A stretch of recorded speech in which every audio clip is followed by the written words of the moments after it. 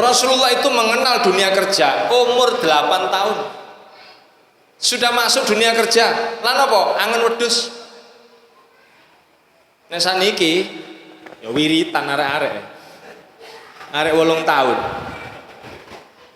Rasulullah angen wedhus. 25 tahun Rasulullah sudah kaya. Mana buktinya? Dalam buku yang ditulis oleh Syekh Mubarakfuri, yaitu juara 1 penulisan Sirah Nabawi tingkat internasional, Rasulullah itu memberi mas kawin istrinya 20 ekor unta betina. Angkat tangan yang di sini ibu-ibu waktu menikah diberi mas kawin 1 miliar, angkat tangan. Tak kei HP. A'udzu billahi minasy syaithanir rajim.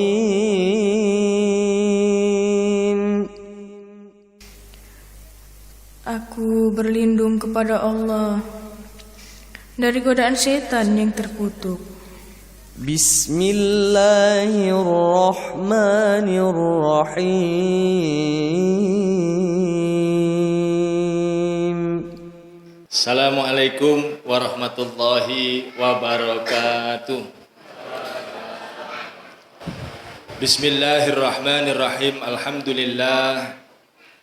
Alhamdulillahi nahmaduhu wa nasta'inuhu wa nastaghfiruh wa na'udzu billahi min shururi anfusina wa min sayyiati a'malina. May yahdihillahu fala mudilla lahu wa may yudlil fala hadiyalah. Asyhadu an la ilaha illallah wa asyhadu anna Muhammadan abduhu wa rasuluh. Allahumma salli wa sallim ala Muhammadin wa ala alihi wa ashabihi ajmain, amma ba'du. Yang kami hormati segenap takmir masjid, sedaya panitia kajian pengajian rutin, serta para hadirin, para rawuh, bapak-bapak, ibu-ibu, adik-adik, mbak-mbak dan mbah-mbah. Enten bae napa mboten? Bae mboten ngaku. Mbah-mbah yang berbahagia, dijaga, dirahmati dan semoga diistiqomahkan oleh Allah Subhanahu wa taala. Utama monggo kula panjenengan sedaya ngaturaken puji syukur dumateng Allah kelawan ucapan alhamdulillahirabbil alamin. Kita sedaya saged rawuh wonten mriki majelis dalam rangka silaturahim talabul ilmi. Semoga perkenan Allah tambahkan atas kita ilmu, hikmah, hidayah, barokah kehidupan, barokah umur, barokah rezeki, berpahala dan menjadikan dipilihkan atas kita takdir yang baik-baik. Man kharaja fi talabil ilmi kana lahu fi sabilillah. Barang siapa yang keluar dari rumahnya, dari kontrakannya, dari kos-kosannya dalam rangka menuntut ilmu, Allah akan mencatat baginya pahalanya sama dengan orang yang berjuang berjihad di jalan Allah. Karena itu lenggah panjenengan wonten mriki niki lenggahe wong jihad. Melek panjenengan niku meleke wong jihad. Nyimak panjenengan nggih nyimaki wong jihad. Termasuk mereme panjenengan nggih mereme wong ngantuk. Masa jihad kok merem. Salawat salam katuraken dumateng panutan ikutan kula panjenengan sedaya danten inggih menika Kanjeng Nabi Muhammad sallallahu alaihi wasallam. Kula panjenengan sedaya selalu berharap mudah-mudahan bisa diakui sebagai umat beliau, bangkitnya sebagai ashabul yamin barisan kanan, disyafaati, diberikan minuman telaga haud, dan yang paling kita harapkan ada nama kita di rombongan Rasulullah. Masih alladzina taqaw rabbahum ilal jannati zumara. Bapak Ibu yang dirahmati oleh Allah, kesempatan yang berbahagia ini kami mengangkat sebuah tema inspirasi hidup surga, hidup model surga. Berangkat dari sebuah kitab yang ditulis oleh Imam Ibnul Qayyim Al-Jauzi yang diberi tema Hadil Arwah ila Biladil Afrah. Kalau di bahasa Indonesia kan rekreasi ke sebuah tempat yang penuh dengan kebahagiaan, dan itu artinya adalah surga Jannatun Na'im. Hadirin yang dirahmati oleh Allah, kenapa ini penting kita sampaikan? Sebab buku itu memang muncul dari diskusi antara gurunya, yaitu Ibnu Taimiyah dengan murid beliau namanya Ibnul Qayyim Al-Jauziyah. Disampaikan bahwa siapa yang hidup di dunia dengan model surga, maka dia akan dipermudah untuk mendapatkan surga yang sebenarnya. Lalu muridnya mengatakan, "Syekh, bagaimana kami bisa hidup seperti di surga, padahal hakikatnya surga itu nanti adanya di akhirat? Kamu meniru, mencicipi hidup di dunia tapi dengan model surga. Siapa yang meniru hidup model surga, dia akan dipermudah untuk masuk surga yang sebenarnya." Bu, masih melek. Hadirin Bapak Ibu yang dirahmati Allah, judul kajian ini sedang saya tulis menjadi buku tapi belum selesai. Kalau Jebakan Langit sudah selesai, tapi tidak saya kaji di sini. Ini ku ngajine teng Mujahidin mawon. Teng mriki tema yang lain. Di antaranya yang termasuk inspirasi surga, hidup model surga, bahwa surga itu selalu menginformasikan tempat yang luas. Mboten nate kok surga niku dijelaskan surga itu sempit, mboten nate. Selalu disampaikan surga itu luas. Banyak ayat, dan yang paling populer panjenengan kenal, a'udzubillahi minasyaitonirrajim, wasari'u ila maghfiratin mir rabbikum wa jannatin arduha samawati wal ard u'iddat lil muttaqin. Niku lampun apal daya nggih. Soale ayat populer pas bulan Ramadan.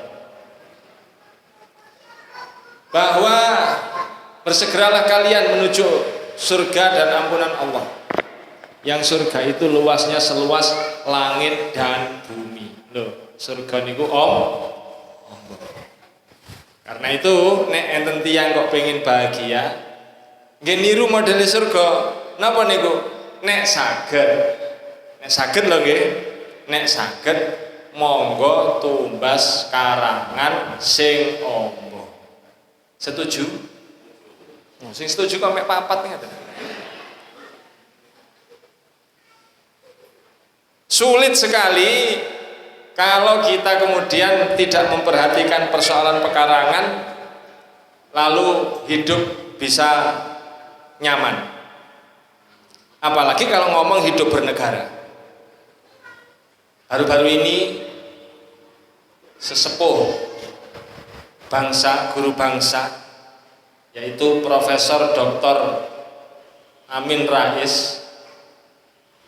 Kok yang mboten kenal ngono sampean? Kenal apa mboten? Oh, kenal. Kenalane teng pundi?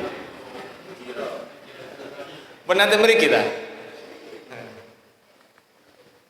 Beliau mengatakan 63% aset-aset tanah, pekarangan dan lahan-lahan di Indonesia itu bukan lagi milik pribumi, tapi milik asing dan asing. Wah, itu ramai itu di media sosial. Dapat data dari mana? Ngawur ngomong, waduh, bos banyak yang menyerang. Ternyata kemudian keluar datanya, justru yang mengeluarkan data itu Bank Dunia. Bank Indonesia tidak mengeluarkan, justru Bank Dunia yang mengeluarkan data. Di sana ditulis bukan 63%, tapi justru 72%. Halo? Berarti masyarakat Indonesia yang jumlahnya 200 juta ini hanya kebagian pinten? 28% didumpung 200 juta. Kalau ini dibiarkan sebagai warga negara, kita ini sebenarnya secara kedaulatan itu goyang.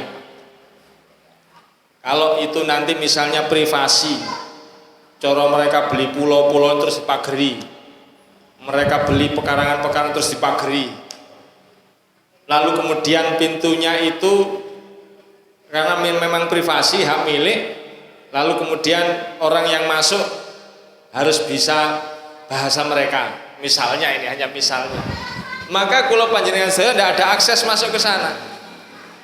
Jadinya apa? Ya nanti masyarakat kita yang mayoritas Islam ini akan bertumpuk-tumpuk di mana? Di rumah-rumah susun.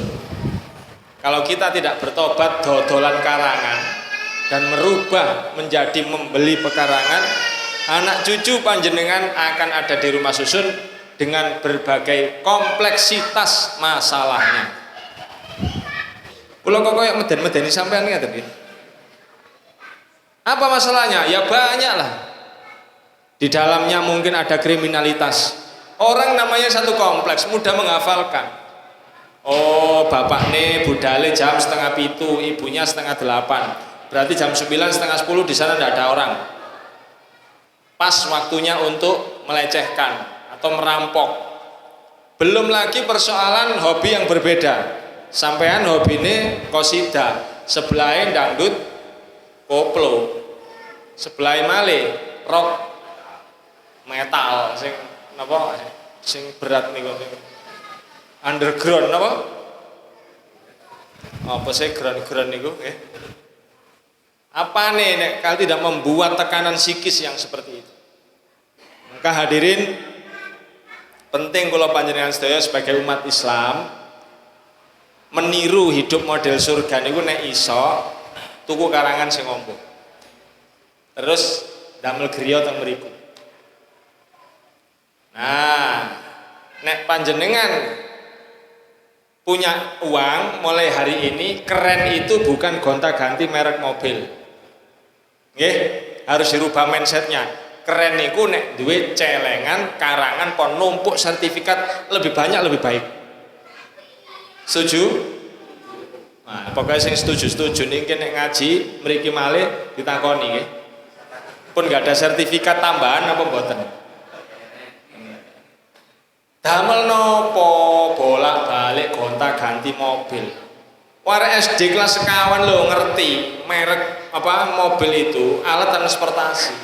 Dan sudah sering saya sampaikan definisinya alat transportasi itu alat yang digunakan untuk memindah manusia, barang garis miring benda dari satu tempat ke tempat yang lain. Kalau penter saja sudah cukup, tidak perlu beli expander, kejobo dulu sampean.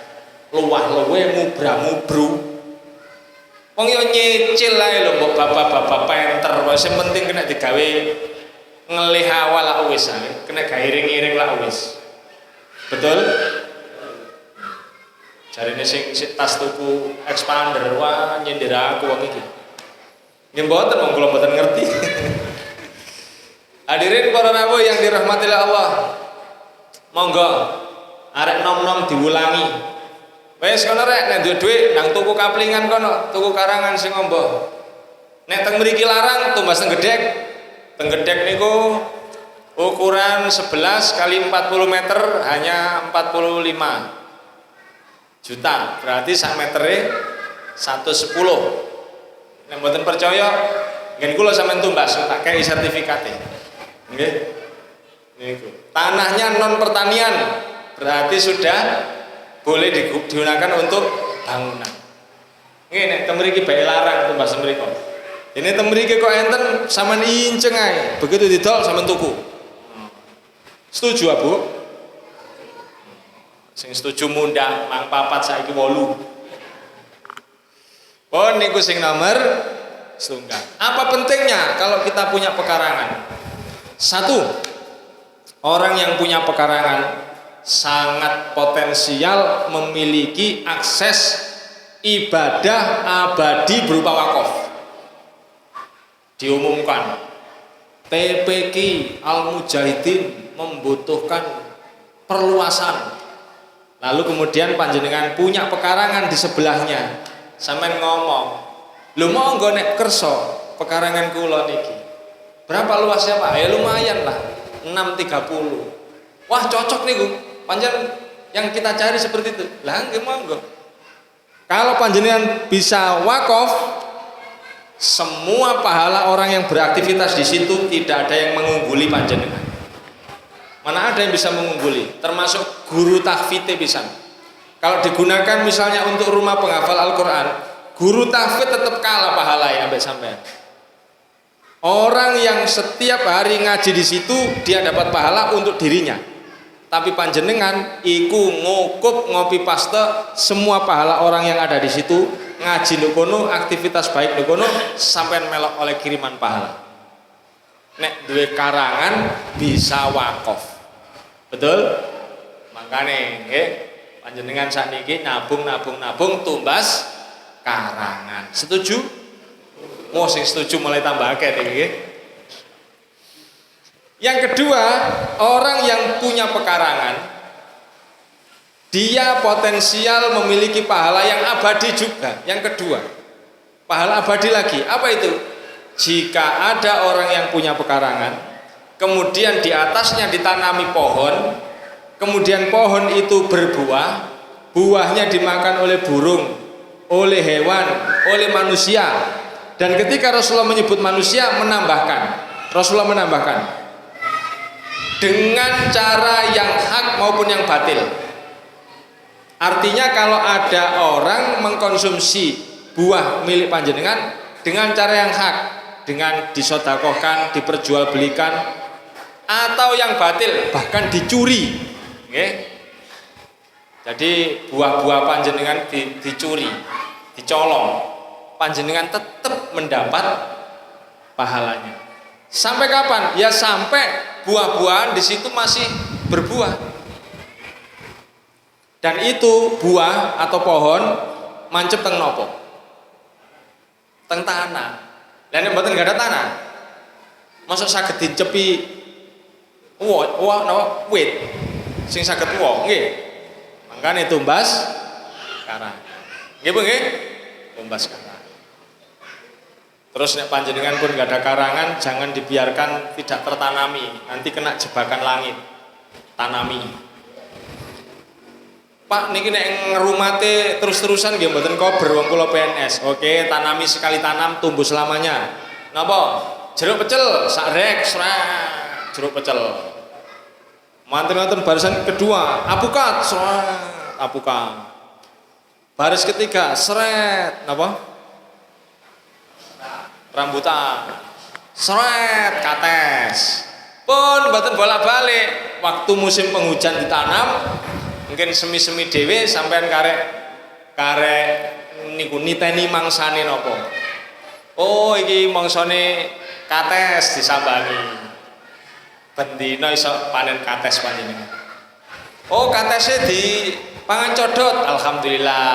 Jarine guru ngaji biyen, lek ono buah yang dimakan codot dihitung sedekah, dapat Pak. Cak, apa?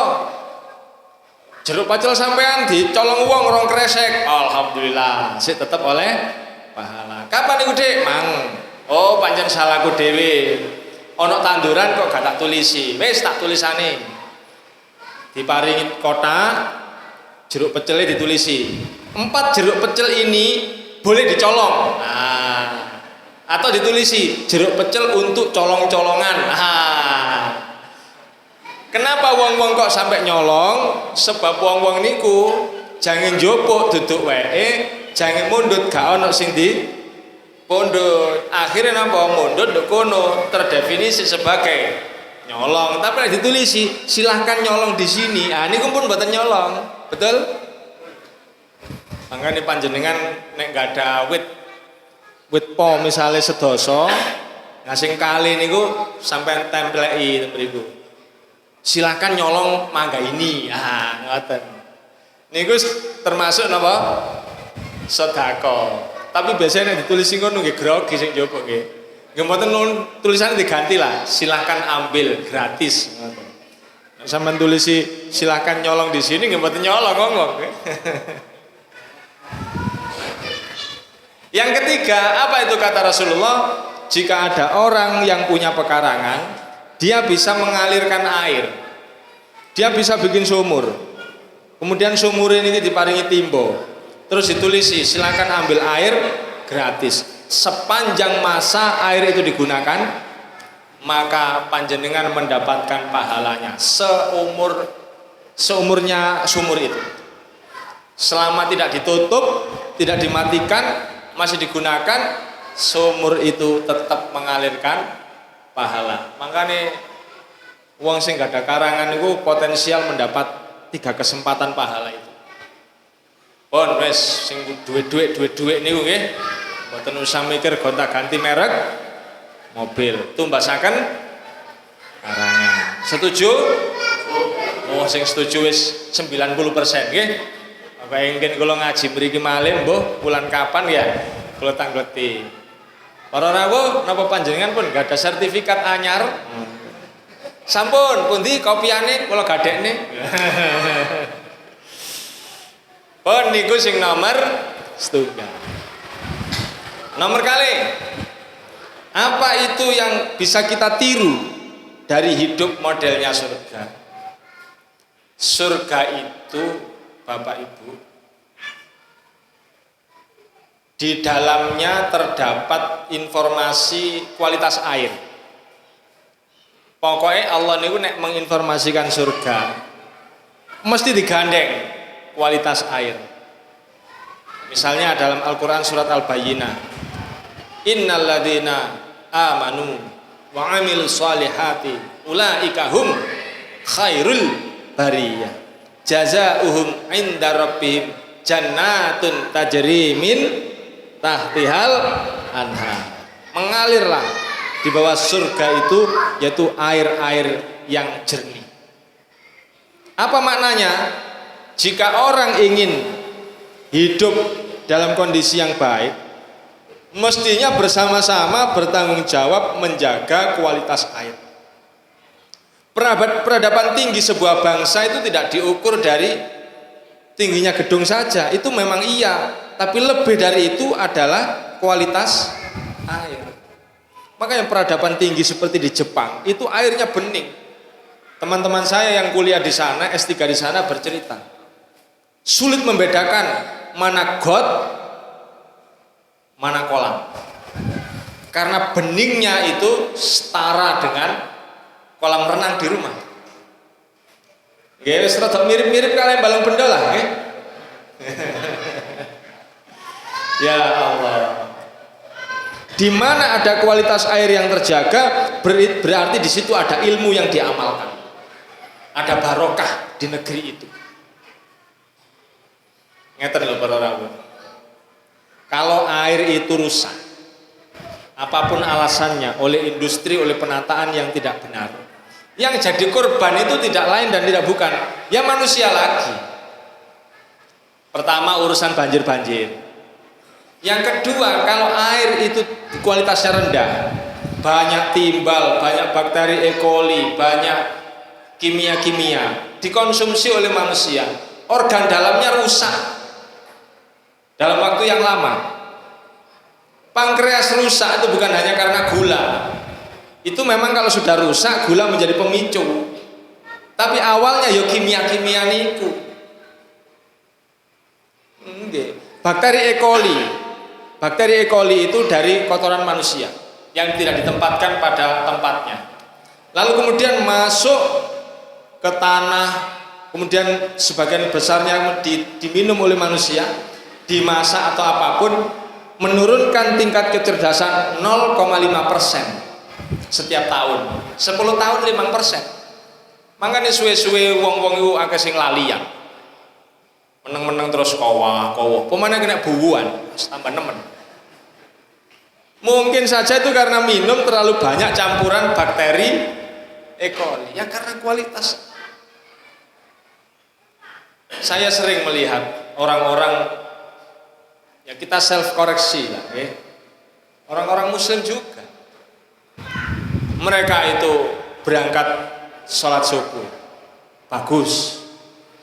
Barang siapa yang berangkat sholat subuh, kaki kanannya mengangkat derajat, langkah kaki kirinya menghapus dosa, bagus. Sholat subuh berjamaah bagus, disaksikan malaikat. Zikir setelah sholat subuh bagus. Doa perlindungan malah bagus. Sampai selesai sholat isyraq, waduh tambah dapat pahalanya orang umroh. Pulang, begitu pulang wonge akas nyapu-nyapu.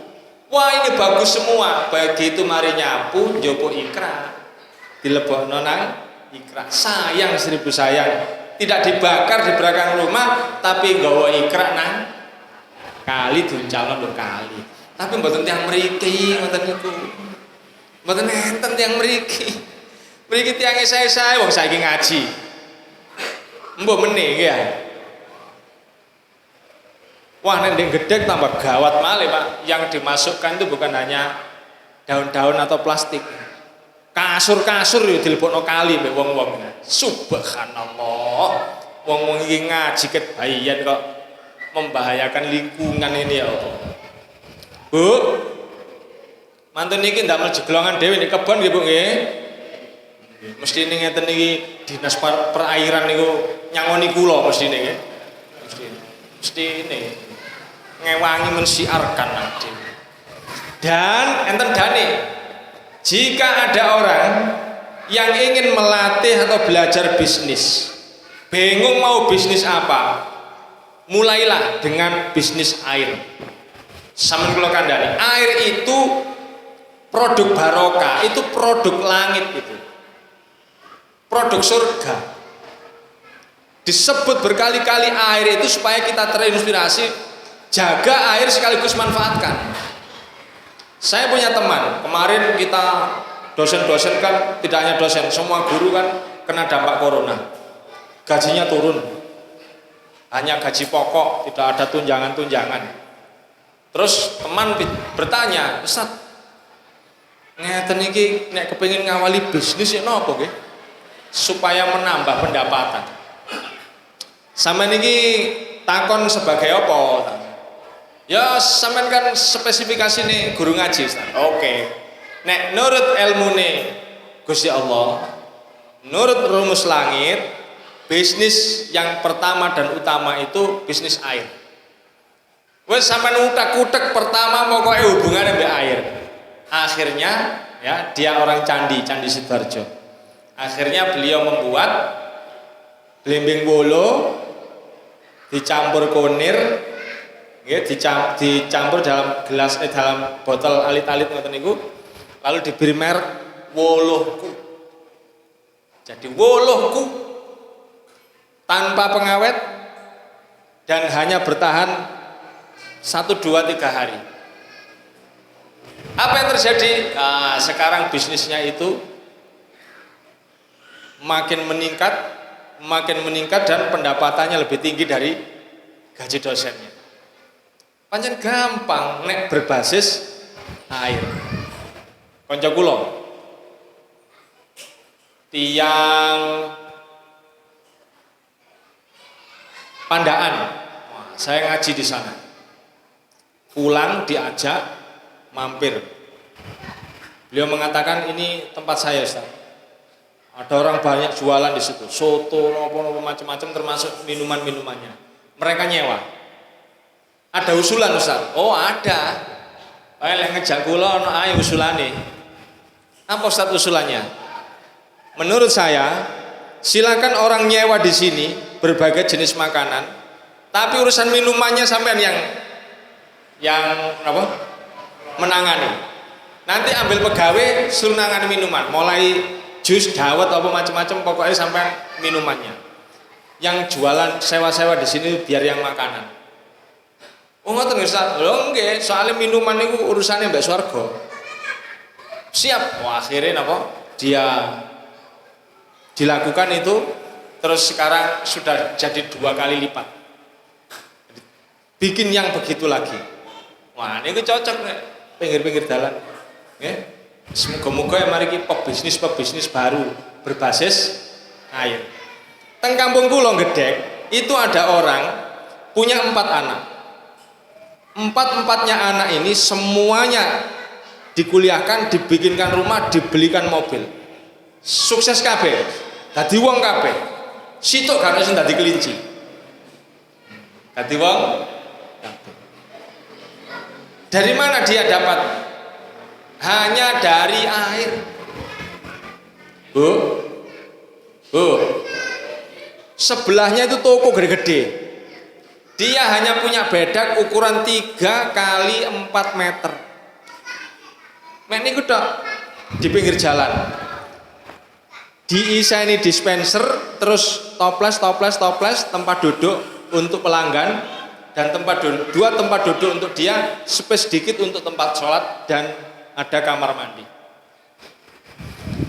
Dari situ sudah bisa menghidupi seluruh keluarga. Apa yang dilakukan? Urusannya kan tetap air, dispenser. Bondo dispenser tok kali listrik. Yang selebihnya apa? Serbuk. Napa? Empon-empon. Napa nek mriki ngarani? Rempah-rempah nggih, jahe, temulawak, kunir, serai, macam-macam niku digiling. Terus diserbukkan kering. Iki kunir putih, iki jahe, iki napa? Macam-macam. Nah dia kemudian nulis di situ jamu batuk sekian. Nanti kalau ada orang, Pak kula niku watuk mboten waras-waras. Oh nggih, dicendrengno cengklung jahe, cengklung serai. Cur, diombe. Pinten Pak? 7.000. Kula niku lho geger niku lho pegel linu-linu. Oh nggih, cengklung. Pinten Pak? 51.000. Mek ngoten-ngoten tok mawon. Duwe akeh, lulus sekolah kabeh, berbasis air. Inspirasi surga. Enten malih kanca kula tiyang dateng, Kecamatan Ngoro. Dia hidup di Jakarta mengikut istrinya. Kemudian dia pulang, ada orang jual tanah. Yang dijual itu tidak luas, tapi curam. Sehingga orang tidak mau beli. Kenapa? Orang mikirnya beli tanah itu untuk bikin rumah. Sementara orang yang pikirannya beres untuk bisnis, rumah sudah ada kok, mikir rumah. Apa yang dilakukan? Dia beli saja cabete citane boto niki, kan tanahnya curam ngeten. Dibeli, sing wis jero mesen dijerokno. Dibor, terus diberi akses jalan masuk, mobil bisa masuk, terus mobil-mobil tangki beli di situ. Gosok, bak 50.000. Gosok, bak 50.000. Satu hari kalau mobil 15-20 dapat. 50.000 ping pinten wae? Sedoso, ping kali doso, berarti pinten? 1 juta wis sekarang nganggur-nganggur tok. Mek nutal-nutul tok. Dia di sana ibune sing nutul lho kono. Wong karep ngeten tok. Mobile dikencengno, begitu kenceng ditutul, tul grojok-grojok, bak pun ngoten tok. Air niku sekarang apa? Dia bisa beli tempat yang luas, pinggirnya ditembok. Wah, wis tambah sugih. Mangene sampean nek ono nggih, nek dhuwit cumpon tumbas karangan mboten usah sing apik-apik. Sing jeglong-jeglong mboten napa-napa. Nek perlu sing ana wak lampire biasa murah. Nggih, sing kira-kira wong-wong muni ngene, pun ditumbas niku, tiyang sing manggen mriku matian. Lah iku sampean tuku. Nggih, sampean tuku. Kula nek enten ngoten niku saweneng. Bengen kula teng Krembung, kula kan bapak kula asli Krembung. Krembung Simbukan. Niku enten pekarangan mboten wani wong-wong tumbas. Pasarannya 10 juta. Zaman tahun 98. Tapi nggak bisa, nggak berani orang beli. Akhirnya dijual murah sampai 3 juta. Dibeli bapak. Wani le bersani. Wani lah nopo Kak Wani. Muhammadiyah kok Kak Wani. Halo? Iki Muhammadiyah ta mboten iki? Ya mesti ae masih NU ya Muhammadiyah nggih. NU kan sama-sama pengikut Nabi Muhammad secara bahasa nggih ya. Kabeh Muhammadiyah.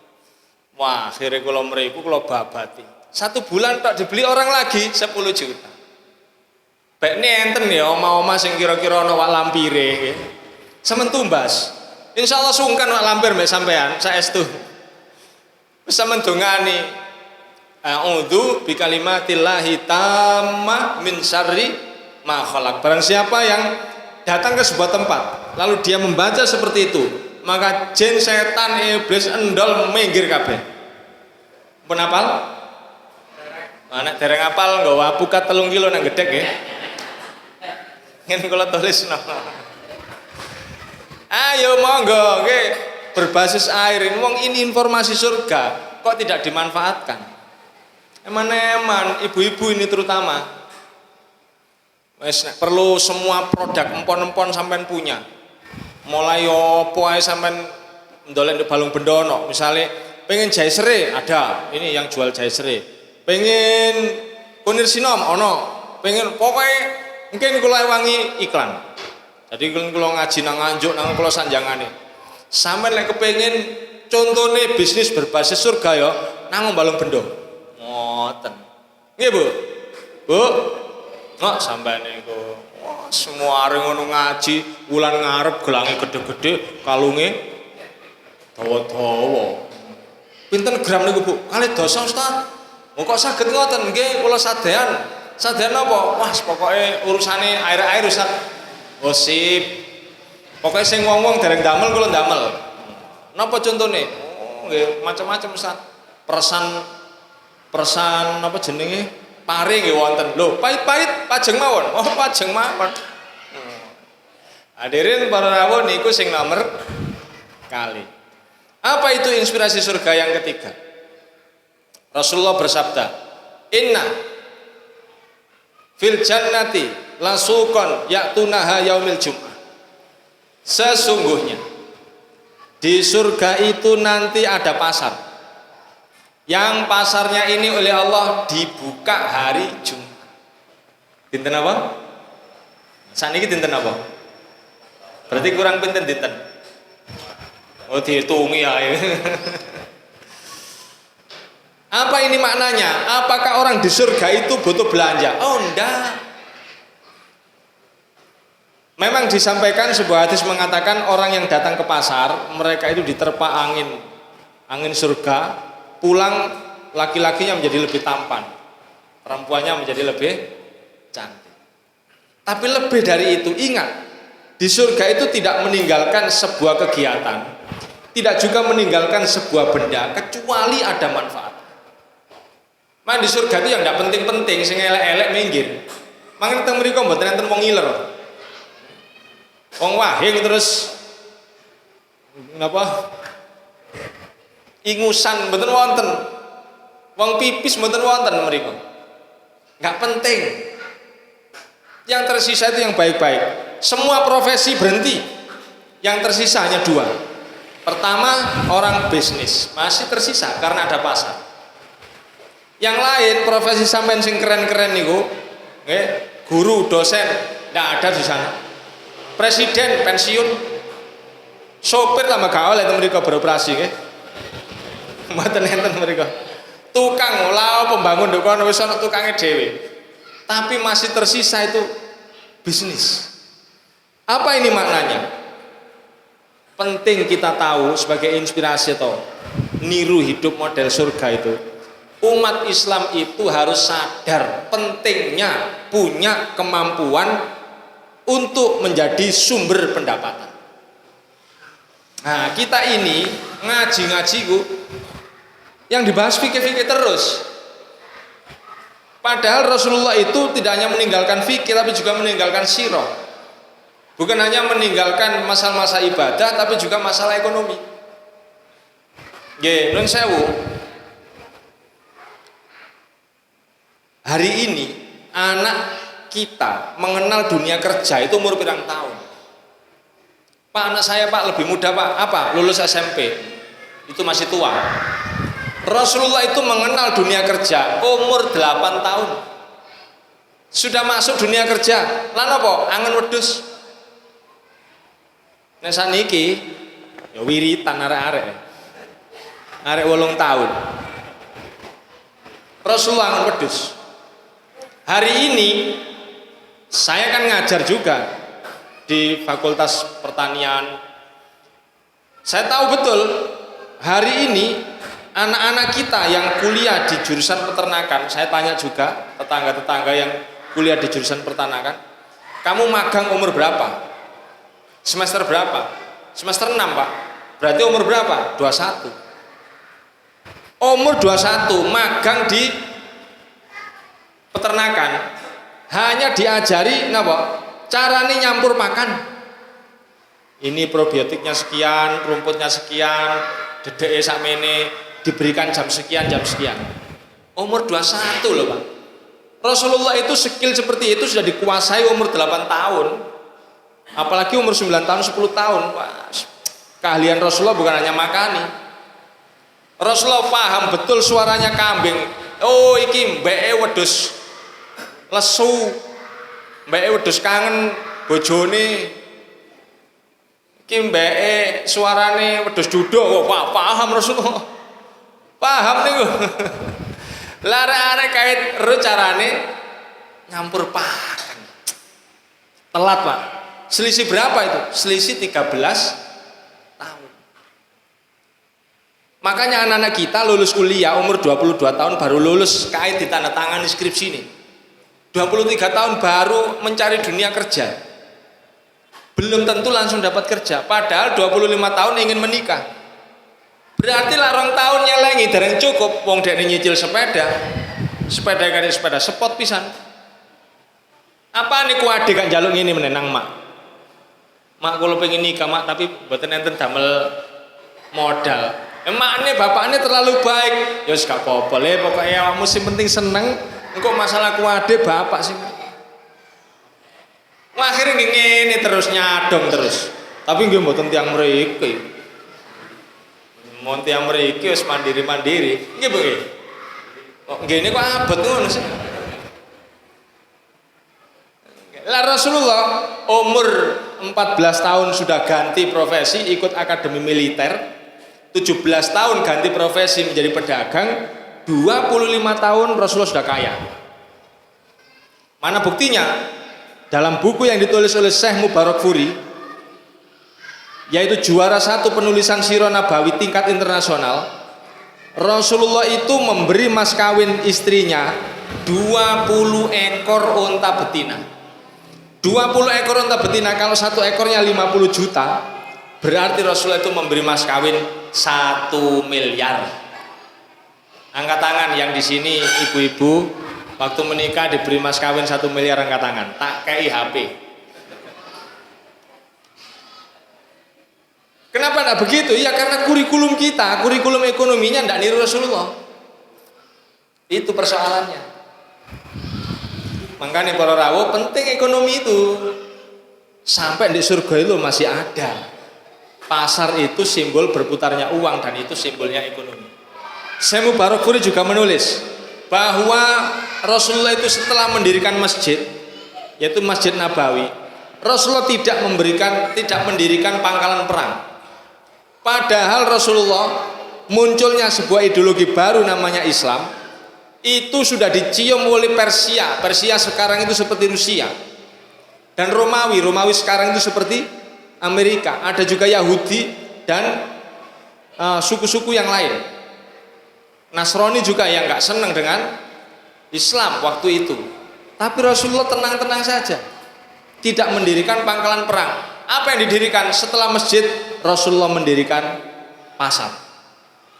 Dikirim oleh Rasulullah itu pakar-pakar ekonomi, sahabat Utsman bin Affan, juga dikirim Abdurrahman bin Auf. Lihat pasarnya orang Yahudi itu seperti apa transaksinya. Begitu dilihat, ya Rasulullah banyak gharar, banyak penipuan gini-gini. Baik, kita akan mendirikan pasar. Cari pekarangan yang luasnya, kata Rasulullah, 100 meter kali 500 meter. Setelah ditemukan tempatnya, lalu didirikan pasar, Rasulullah pidato 3 hal. Sepunten nggih pegawai pajak, sepunten nggih. Enten pegawai pajak mriki. Kata Rasulullah 1, umat Islam yang berdagang di sini jangan ditarik pajak. Engko ana dhewe urusane zakat nih. 2, semua umat Islam yang ingin berdagang harus dapat tempat. Jadi misalnya 100 orang bedake ombo-ombo, nanti kalau tambah berarti dikurangi. Yang ketiga, kata Rasulullah, kalau kita sudah punya pasar sendiri, jangan beli ke orang lain. ini yang jarang terjadi. Umat Islam ini kadang-kadang dalam bahasa Jerman disebut gaplei. Kenapa bisa begitu? Iya, kalau ada keuntungan 500 rupiah, 1000 rupiah, kasih ke orang lain. Tapi nanti kalau butuh bangun masjid, bangun TPQ, itu yang disodori map siapa? Sodori proposal. Pak Kaji, jamaah-jamaah yang jualan-jualan kecil itu. Tapi kalau ada keuntungan, mereka nggak mikirkan saudaranya sendiri. Oh, kono murah, kacek piro, 1000. Padahal kalau kasih ke sana keuntungannya, yang besar bukan masjid, yang besar bukan TPQ, bukan pondok. Kita ini kita goan sampai bolone dewe. Makanya kemudian toko-toko milik umat Islam itu biasa tutup. Saya itu cari Pak di Jalan Majapahit Mojokerto. Waktu itu saya mau cari untuk anak saya itu sepeda pancal. Saya rada idealis Pak. Pokok selagi si ono wong Islam sing dodolan sepeda pancal, saya nggak beli ke yang lain. Melampau kula Pak. Takon wong parkir-parkir, Mas nggih pundi mriki enten tiang sadean toko sepeda pancal. Sing wonge Islam. Wah, mboten enten mriko enten rumiyin tapi saknipun tutup. Kenapa bisa begitu? Ya karena selisih-selisih titik wong-wong gak tuku nang sing padha Islam. Kok kayak tersinggung ngono sampean? Lah niku lah kapan maju. Makanya para rawuh nggih, keahlian panjenengan untuk memberdayakan ekonomi itu penting. Wong kula niku sampai sekarang ini menyimpan Pak, menyimpan cita-cita. Mbok aku dikai Gusti Allah rezeki. Saya akan bikin pondok kurikulumnya telu tok. Apa itu? 1 Al-Qur'an hadis. Ya ngerti macane, ngerti nahwu sorofe, iso nerjemahe. Beres. Yang kedua, mereka harus punya skill mendapat sumber pendapatan.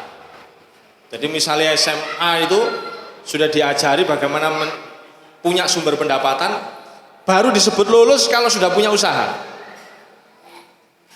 Pak, saya sudah ingin diuji Pak. Ya, kamu punya usaha Pak. Saya sudah bisa usaha ini, bikin kanopi, pagar-pagar. Kamu lihat pembukuanmu, keuntunganmu berapa? Pak, masih sedikit, berapa? 800.000. Oh, enggak apa-apa, sing penting wis ono aktivitas. Tinggal nanti keluar modali titik wis mlaku kan ngoten. Oh, saya Pak, punya bisnis apa kamu, Nduk? Saya punya onde-onde anti stroke Pak. Wah, ini kalau orang kena stroke Pak, miring-miring dikit, makan onde-onde saya habis 3 langsung jejek. Kamu kasih apa? Pak, ini ada tumbuhan cypress, saya masaknya, gorengnya pakai minyak VCO. Jadi sekali makan langsung lumayan kenceng Pak, 3 langsung kenceng. Oke, lihat keuntungannya berapa? 1.200.000. Oke, lulus. Yang ketiga harus jago bela diri. Kalau bela diri impor minimal dan 1, sabu hitam dan 1. Kalau bela diri tapak suci misalnya minimal melati 3, baru lulus. Wisudae di alun-alun Mojokerto. Pas banyu bek taleni ning kono kon renang idul. Nek sik urip tutuk kidul ya lulus ngono ae. Wadik klagep-klagep tawarik tambang gak lulus tahun ngarep. Nek banyu berantas bek maneh. Halo? Nggih, lah kita ini kan malu Pak jadi umat Islam. Oh, dia ahli baca kitab. Iya. Tapi nyambut gawe apa? Mboten nyambut damel nggih biasae ngedoli karangane maratuwane. Lah. Itu dia. Oh, ini Pak orangnya pinter Pak. Terus dermawan juga Pak karena dia kaya. Lalu muncul berita seorang ustadz dermawan ditusuk oleh orang gila. Wah. Karena bukan jagoan. Nggih. Kalau dia ahli ilmu, dia punya uang, jagoan pisan. Kate lapo? Beritanya pasti berubah. Orang gila pingsan ditempeling ustad, ngono judule. Halo? Nah sekarang itu judule ngono Pak. Judule ustad ditempeling orang gila. Wis mengko diwali, pokoknya lulus pondok niku wau diwali. Lah bagaimana pelajaran umumnya? Walah gampang. Gurunya didatangkan, tempelkan ke sekolahan, gurunya didatangkan, dekat-dekat waktu ujian. Model kayak paket ngoten. Halo? Sampeyan damel lho, nek sampeyan damel kula mboten perlu damel. Nggih kurikulume mboten kakean-kakean. Oh sakniki kuwakean kurikulum, Pak. Olah apa pelajaran?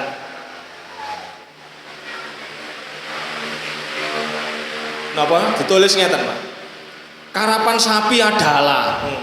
Waduh, ngurusi kakean adalah rek sekolah iki. Wes gak penting ngono iku.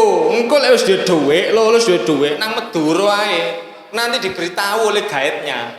Pak, ini namanya karapan sapi. Lah, ini sapinya diberi makan gini. Tambah jelas. Lah opo pelajaran? Ini karapan sapi diurus ke pelajaran iki lah opo? Kono-kono bahas-bahas nahwu shorof ta opo nggih ya? Hadirin para rawuh yang dirahmati Allah, pembicara yang baik menyampaikan itu dipahami, dimengerti. Tapi pembicara yang bijak itu berhenti sebelum pendengar yang ngantuk. Nah, ini karena sudah waktunya, pembicara yang baik tidak boleh ngelantur-ngelantur. Maka itu pengajian ini, inspirasi surga jelas belum selesai, Pak. Ini baru dapat 3. Mudah-mudahan bisa disambung di kesempatan yang lain. Lho Pak Khairi kok modelnya ngaji ini ono 1 2 3. Lho nggih pancen kok kapan-kapan ya diundang meneh kok. Masa dientek-entekno kabeh. Nyuwun gunge pangapunten mengkaten sing saged kula sampaikan. Billahi taufiq wal hidayah. Wassalamualaikum warahmatullahi wabarakatuh.